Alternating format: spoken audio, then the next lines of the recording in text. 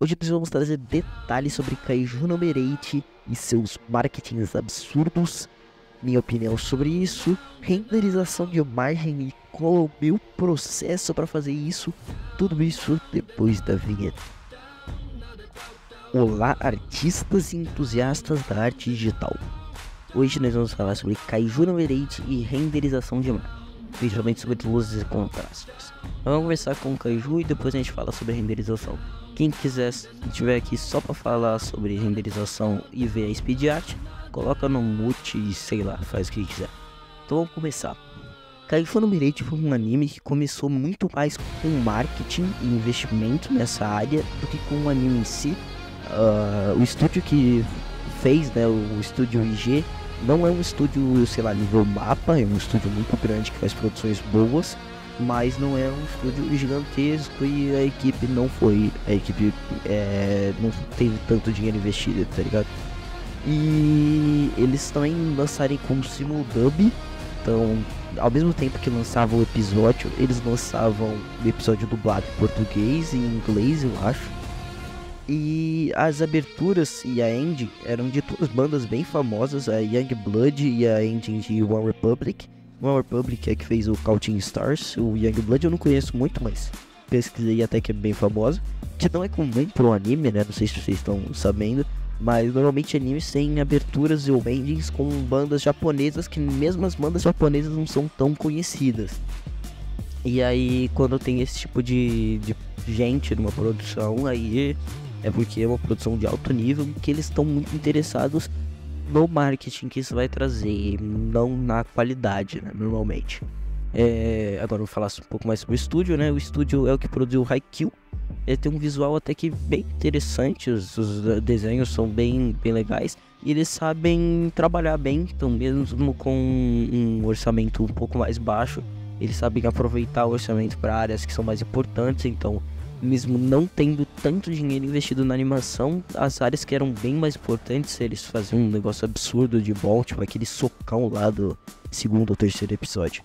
O primeiro episódio foi um lançamento bem morno, então ele vai bem tranquilo, não acontece muita coisa, deixa pra acontecer mais no final. Ele mostra mais ou menos, apresenta o mundo e tudo mais, mas nada de absurdo, que nem sei lá, foi Solo Leveling. Que foi uma estreia absurda, que tava todo mundo falando sobre, que aconteceu um monte de coisa no episódio e tudo mais. Ele deixou mais para se desenvolver conforme o tempo. Eu acho que vai ser uma série um pouco mais longa. E ele apresenta bastante mistérios no começo da obra. Logo no primeiro episódio você já fica com um monte de dúvida, né? Tipo, por que os kaiju não são detectáveis? Se tem outros que conseguem se transformar também? Por que aquele kaiju apareceu e entrou dentro dele, e tudo mais, quais são as origens dos kaijus, se eles são seres vivos ou se eles são o que e tudo mais, e aí fica com isso na cabeça. Eu me interessei para fazer esse desenho, né?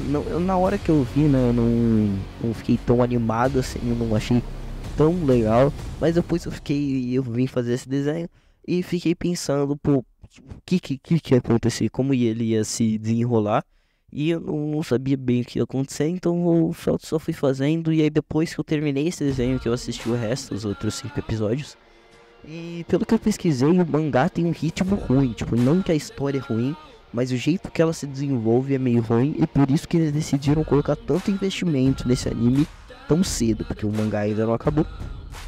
E eles decidiram fazer isso com tanto investimento porque era um mangá que tinha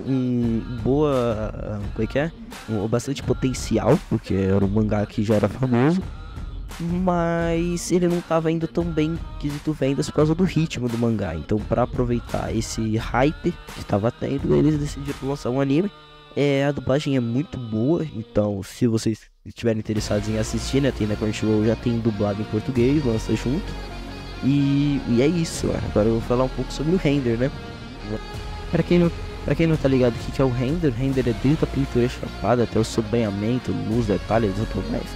Então, toda a parte que você não tá mais fazendo um rascunho da imagem, você já tá finalizando e aquilo vai ficar parecido no mesmo, já é a renderização da imagem. E eu vou dar mais ênfase na parte final, onde a gente vai estabelecer contraste, luz forte, talvez filtro de cores, sei lá e tudo mais. Meu foco no começo era mais as luzes, que eles têm, o Kaiju, né, ele tem essas luzes bem fortes e azuis no braço e nos olhos e tudo mais.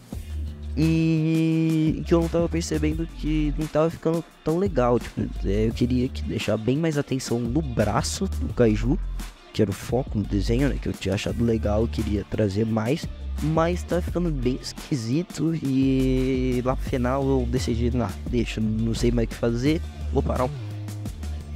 Parei de desenhar, voltei e vi que eu coloquei em preto e branco a imagem, percebi que tava tipo tudo muito chapado, tudo bem igual assim no quesito das cores, dos valores e tudo mais.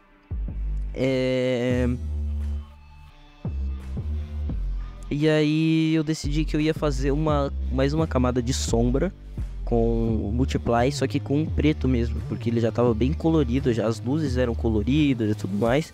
E aí eu decidi fazer mais essa camada. Eu peguei primeiro um brush duro, um brush normal, fiz os lugares que ia ser bem escuro mesmo.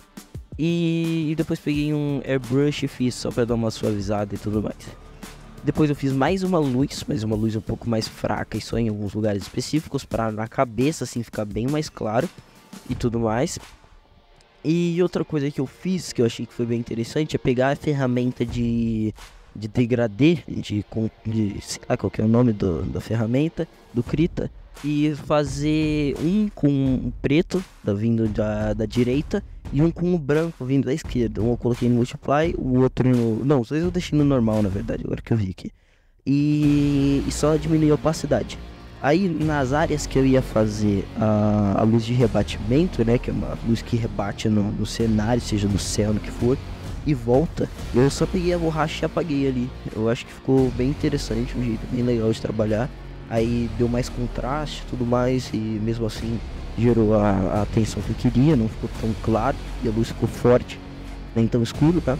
E é isso, essas são as minhas dicas, né? Na hora que tu for fazer a iluminação, render, não concentrar tanto na luz, mas sim nos valores em geral, que tu consiga fazer com que a soma do sombra e da luz fique legal, e não que a luz fique interessante. Para fazer a luz eu usei uma camada em color Dodge com o azul que eu queria, né? Só básico, bem simples. E eu salvei separado as duas para deixar bem marcado aqui, para mostrar para vocês qual foi a diferença. Antes, quando eu tava focando só nas luzes, para agora depois que eu coloquei as sombras. Aí eu estudei o antes e depois. Achei que ficou bem melhor. Não é uma diferença tão grande, mas é um negócio que eu achei que ficou bem maneiro. Se vocês quiserem que eu fale mais sobre como eu faço render, ser bem detalhado, fazer um vídeo completão, tipo de 20 minutos, falando de tudo, de contorno, de pintura, de tudo mesmo, na moral. Comenta aí que eu faço. Então, valeu. Também comenta aí outros personagens que vocês querem que eu desenhe, outros temas de vídeos, mas se inscreve, deixa o like e valeu.